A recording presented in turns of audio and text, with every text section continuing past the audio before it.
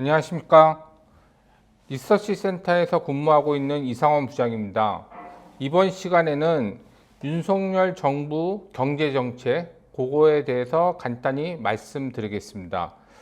다 아시겠지만은 지난 3월 9일에 20대 대통령 선거에서 윤석열 국민의힘 대선 후보가 당선되었고 5월 10날 취임식과 함께 윤석열 정부가 새롭게 국정을 이끌 것이라고 보고 있는데, 중요한 거는 윤석열 정부에서 어떤 정책을 표방하면서 어떤 경제 정책을 펼칠지, 그게 왜 중요하냐면 역대 정부에서도 그런 신성장 동력 정책이라든지 경제 정책의 패러다임이 주식시장 종목들에 많이 영향을 미쳤기 때문에 그런 부분에 대해서 간단히 이번 시간에는 말씀드리겠습니다.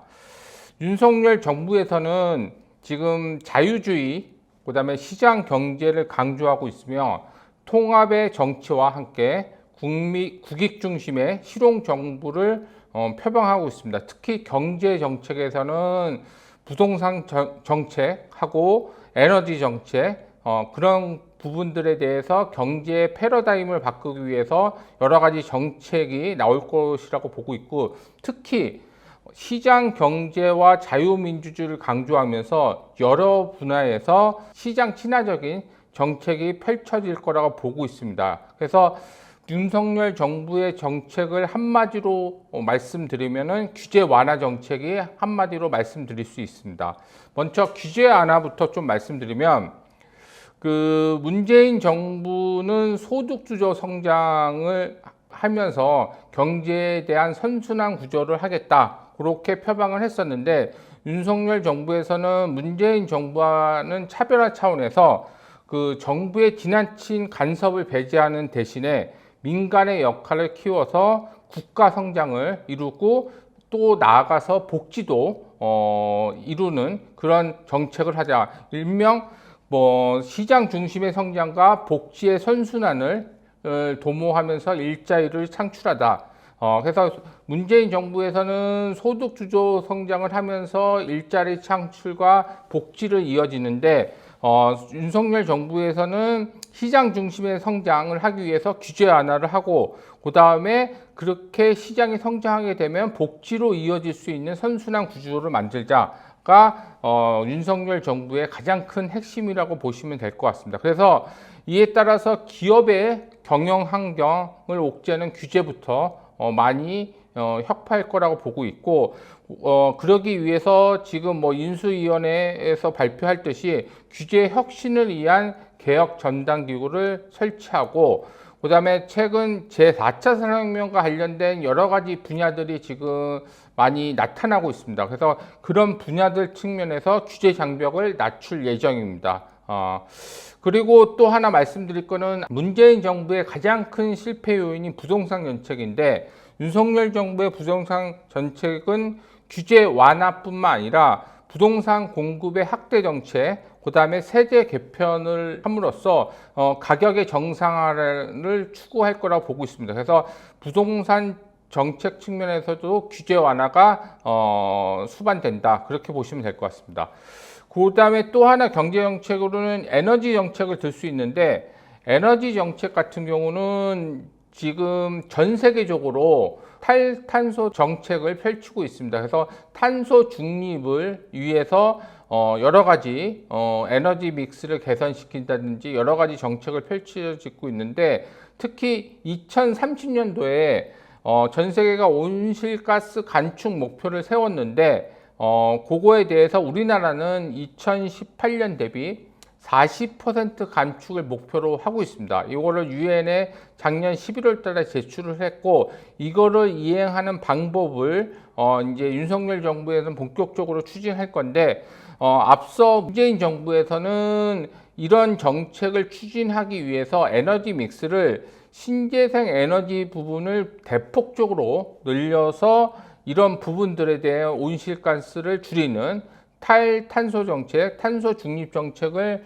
펼칠 것을 예상했는데, 윤석열 정부 들어와서는 그 신재생 에너지 증가폭을 증가는 하지만 그 증가폭 자체를 좀 줄이면서 원전을 지금보다 쭉 유지 아니면은 조금 늘리는 방향으로 해서 그 에너지 믹스 비중을 원전 비중에 좀 중점을 주는 정책으로 펼쳐질 거라고 보고 있습니다. 그래서 향후 뭐 전력 수급 계획이라든지 그런 거에서 보여주듯이 에너지 믹스가 변할 거라고 보고 있습니다. 그래서 원전 정책에 방점을 둘 수 있는 그런 정책으로 펼칠 것이다. 에너지 정책은 그렇게 보시면 될 것 같고, 또 보다 중요한 게 다가설 수 있는 게 뭐냐면은 지금 이제 윤석열 정부의 가장 급선무로 다가서는 정책은 코로나19 극복 대책입니다. 어찌됐든 코로나19로 인해서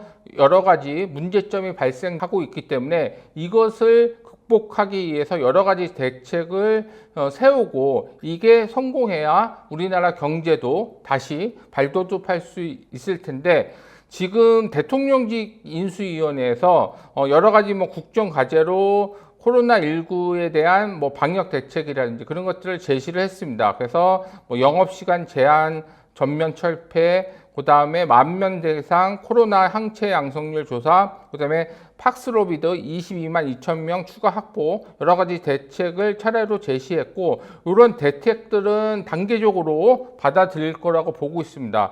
무엇보다도 지금 손실 보상을 위해서 50조 규모의 추경 관련 논의도 본격화될 거라고 보고 있습니다. 이런 것들은 5월 10일 취임식과 맞물리면서 이런 정책들이 본격화되면서 또 코로나 방역도 위드 코로나 정책으로 바뀌고 그런 부분들이 이제 팬데믹을 넘어서 엔데믹으로 가면서 이런 정책들이 본격화되면서 우리나라 경제도 활성화 정책 측면에서 본격화될 것이다. 일명 리오프닝 효과가 5월달, 6월달, 7월달 달을 거듭할수록 본격화될 수 있는 부분이 있다. 그래서 경제 활성화에 큰 힘이 될 것이다. 그런 측면에서 보시면 될 것 같고, 마지막 정책으로 좀 말씀드릴 거는 윤석열 정부에서 ICT 분야 정책은 공약들을 살펴보면은 뭐 과학기술과 ICT 결합으로 인해서 디지털 경제 패권 국가를 달성하자.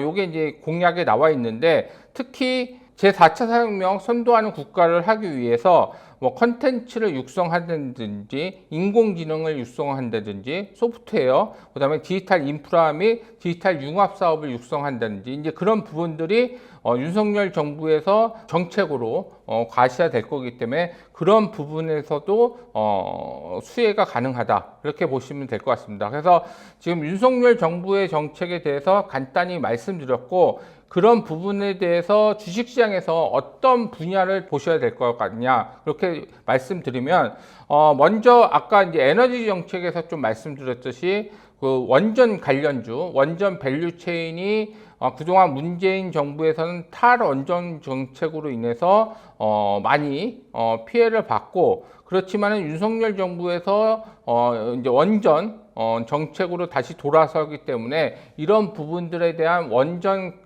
밸류체인에 대한 종목들을 유심히 좀 살펴봐야 될 것 같고, 부동산 정책 같은 경우는 규제 완화 그런 부분들이 분명히 이제 결부될 거기 때문에 부동산 거래량이 활성화되는 그런 측면에서 수혜를 볼 수 있는 종목들을 좀 눈여겨 보시면 될 것 같고, 그 다음에 여러 가지 규제 하나 하면서 자산 가치들이 상승할 수 있는 그런 회사들을 좀 눈여겨 보시면 될 것 같고, 특히 리오프닝 측면에서 옛날에 공연 같은 경우는 온라인에서만 공연을 했는데 오프라인 공연이 결부되면서 실적이 좋아질 수 있는 엔터테인먼트 관련 종목들이라든지, 영화관에서 영화를 상영할 수 없었는데 이제 리오프닝이 되면서 영화를 상영할 수 있기 때문에 영화 관련 종목들이 이제 실적이 다시 우상향 될 수 있는 그런 부분들이 있어서 그런 부분들에 대한 수혜가 가능하다.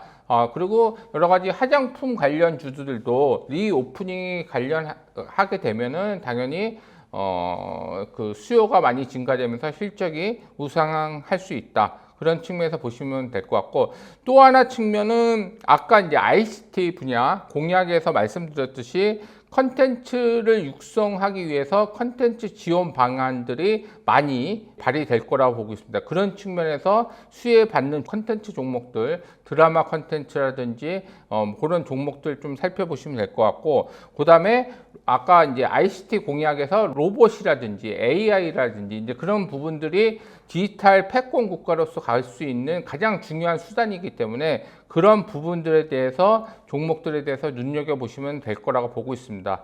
이상으로 윤석열 정부의 정책에 대해서 간단히 말씀드렸고, 어떤 분야들이 수혜받을 수에 대해서 말씀드렸습니다. 고맙습니다.